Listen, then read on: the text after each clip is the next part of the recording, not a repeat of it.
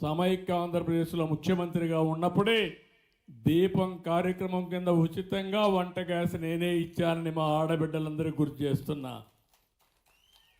ఈరోజు రేట్లు పెరిగాయి, ఆడబిడ్డలు కష్టపడుతున్నారు, మళ్ళీ కట్టెల పొయ్యికి పోయే పరిస్థితికి వచ్చారు. అందుకే ఆలోచించా, దీపం 2 కింద ప్రతి ఒక్కరికి ఉచితంగా 3 గ్యాస్ సిలిండర్లు ఇచ్చే బాధ్యత ఈ ప్రభుత్వం తీసుకున్నామని చెప్పి కూడా నేను మీకు తెలియజేస్తున్నా. అంటే మీ ఖర్చులు తగ్గించాలని, మీ ఆదాయాన్ని పెంచాలని, మీ జీవన ప్రమాణాలు పెరిగే విధంగా పనిచేయాలని ముందుకు పోతున్నాం. ఎవరికి గ్యాస్ కనెక్షన్ కావాలన్నా ఈ డబ్బులు 3 గ్యాసులు 3 సిలిండర్లు ఉచితంగా కావాలంటే 2 నిబంధనలు. ఒకటి ఆధార్ ఉండాలి, రెండోది రేషన్ కార్డు ఉంటే ఆటోమేటిక్గా ఇస్తున్నాం. దానికి శ్రీకారం చుట్టాం.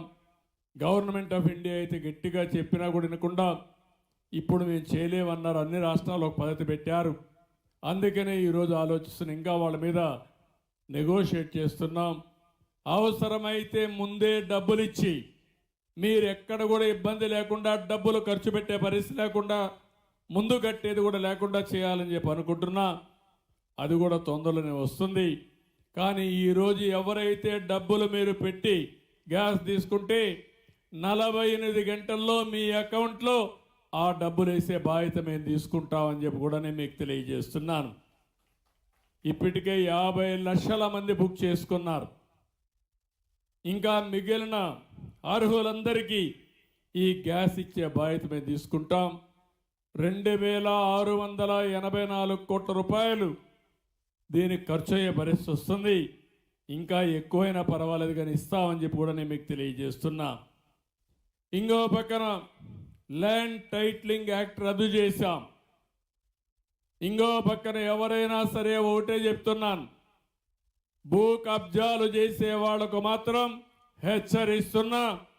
అందుకే యాంటీ ల్యాండ్ గ్రాబింగ్ యాక్ట్ కూడా తీసుకొచ్చాను. మీ భూమి ఎవడైనా కబ్జా చేసినా జోలుకొస్తే తాట తీసే బాధ్యత ఈ ప్రభుత్వం తీసుకుంటామని హెచ్చరిస్తున్నా.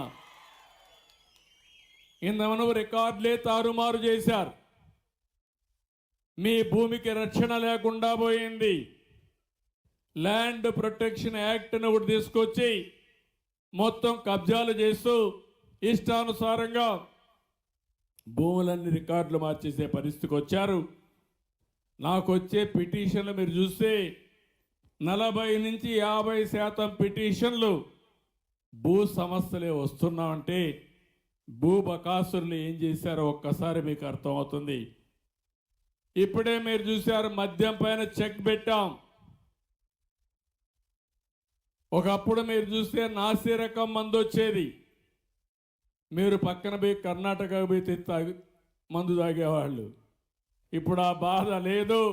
ఇక్కడే స్వేచ్ఛగా తాగే విధంగా ఏదైతే ఉందో నాణ్యమైనది కర్ణాటకలోతో సమానంగా ఇక్కడ కూడా మద్యం రేట్లు తగ్గించడమే కాకుండా ఎక్కడ కూడా నాసి రకం మందు ఇవ్వకుండా మీ ఆరోగ్యాన్ని కాపాడే బాధ్యత తీసుకున్నాం. ఈరోజు మనం చేయగలిగామంటే ఆ రోజు చేయలేకపోయారంటే దీనికి కారణం లాలోచి చేశారు. మద్యం తయారీ దగ్గర నుంచి ఎక్కడైనా షాపులో అమ్ముకునే వరకు వాళ్ళ మనుషుల్ని పెట్టి వచ్చిందంతా దోచుకున్నారు. సొంత ఖజానాకు పోయింది. ఇప్పుడు మీకందరికి కూడా మద్యం ధరలు రేషనలైజ్ చేయడమే కాకుండా నాణ్యమైన మద్యం ఇచ్చి ఈరోజు మీరు ఒకసారి చూస్తే ప్రభుత్వ ఆదాయానికి కూడా పెరిగే పరిస్థితి వచ్చింది. ఆ ఆదాయం వస్తే మళ్ళీ సంక్షేమ కార్యక్రమాలకే ఉపయోగపడతాయని చెప్పి కూడా నేను మీకు తెలియజేస్తున్నాను. మద్యం దోపిడీకి అడ్డుకట్టేశాం.